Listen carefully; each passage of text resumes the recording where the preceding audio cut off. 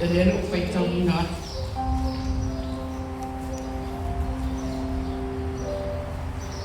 e ao ina ui atu o ia i Samaria e ao ina ui atu o ia i Samaria o le fesili mo oe maa u tai au ne o le ahe mafu anga na laina uia e Yesu Samaria e tonu lani mafu anga mo o whiwhiria i tai au ne e whai o tatou wha malosi i tai au ne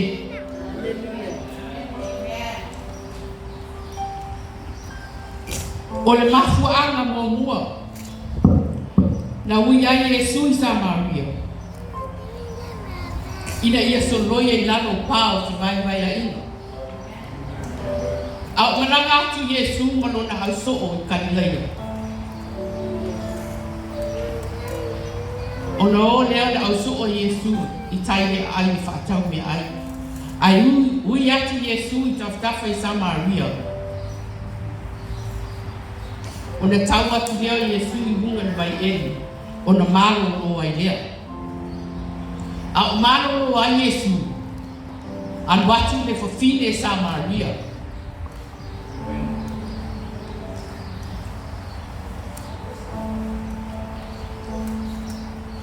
an atu le fafine Samaria utu vai ai fa mai Yesu i le fafine au mai ia le na vai si le wini ai fa mai le fafine ya Yesu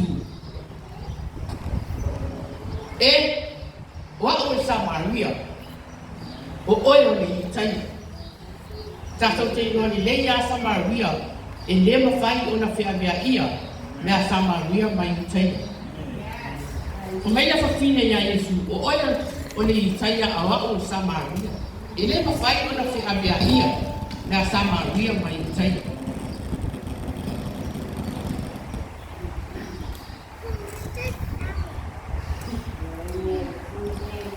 ai lea i sa mea i tuai se vai. Wawane le mea o lo manatu. I whawhine lea.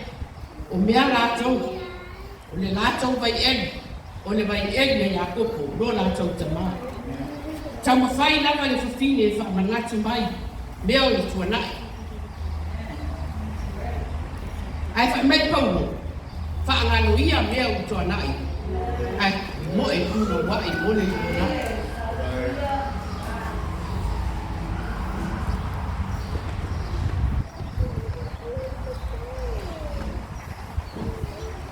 o mai e fu le fafini ana e loa le mea fua e fua le atua ko ua e o le mai ya tia au le mai lona o mai le fafini e sili e o i lo mātou tamao ya ko tina afia inu le isi o uso abe iai se vai manu a le ai ko isa na mea i tu vai abe iai se me fa inu mai la fo i o tatou manatu e pe o le fafine lea ai au mai le manatu keriso o le manatu keriso ia tumu i tatou i le rofo ia tatou i rofo fe alfani amen. O le mea no na lua na laina uia Yesu i Samaria. Ine ia avati le ola i Samaria. Waso umalawa. Kawa lea le mea i le loto le fine lea. O le anu li mai ene. Ai ina ua fitai yaki mai Yesu i lunga le mai ene. Fa mai Yesu. O le nei vai. E te fia i nei tai au. Aso uma. Au le vai o te abatu, i se fia ini, e le toi fia ini wia e o i le whaama vau. E le ngata e puna i lano nei, e puna e o i le ola i whaama vau. Pa mai na fine, lea ni ie, au mai ia le nā vai.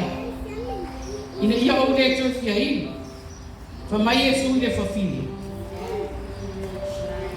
Ia anu mua rama, anu mua i wana auna o tani. Ai fa mai la fine ya Yesu. E le isa tani. Ai fa yaki Yesu. ua tonu lau. Awai 5 tane na ia te oe. Ma le sa ia te oe le pō nei. E leo sau tane lea.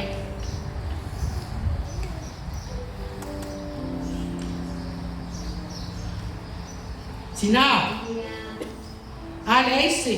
E le aise mea e nā tia e le whaalia. A wafo i o ia e fio i le mea dio. Nā te si le fia loto ma manatu tangata. O le mea lea na whai e le whawhine ni nene. Ua tukula na mea utu vai ia Yesu. Ai anu e whai noa atu le unu. Wana maua le Mesia. Tina tupo o tātou whale tonu. O tātou leanga ia Yesu i tai au ne. Ai awa i toi alu no a inga. O toi amu. Amen.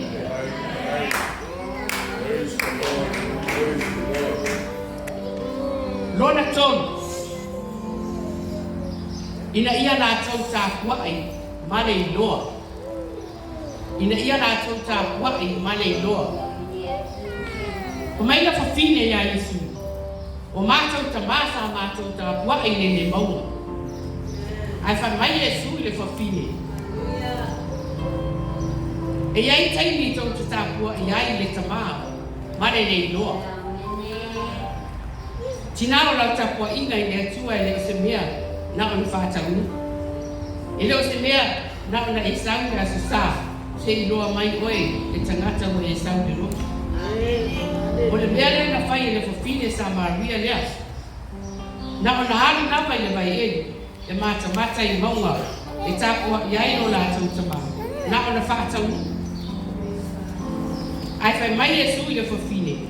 O e tāpua i le tama la tau ti tāpua i le nganga wan whawhau. Tina a mamara i tāpua inga. Ka manuia ko i le atua i a te oi. O le mea lea na iai le whawhine sa Maria. E tāpua i ai patpalani o langa. Ai ina ko uma o na whaasau i Yesu lona o langa. Tuku loa le mea utu vai patpalai a Yesu. Ai anu ma le vai ko. Wa awi i a Yesu. E toa tāpua i atu la le whawhine. Ua mamara ni tāpua inga. Yes, hallelujah. Le te oa fo i tā vita a mana au i le atua. Mai le mana au i tā vita i le atua. Le atu vai. A mai se loto fo. Ma se loto sao. O te tāpua i atu vai i atu vai.